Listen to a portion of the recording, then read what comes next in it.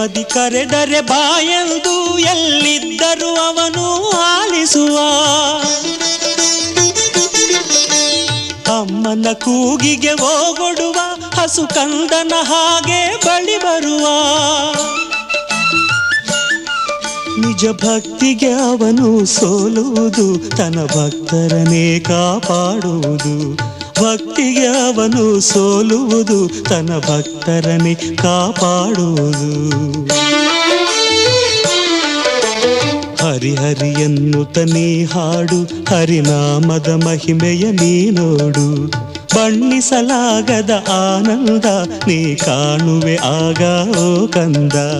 ಹರಿಹರಿ ಎನ್ನುತ್ತ ನೀ ಹಾಡು, ಹರಿನಾಮದ ಮಹಿಮೆಯ ನೀ ನೋಡು.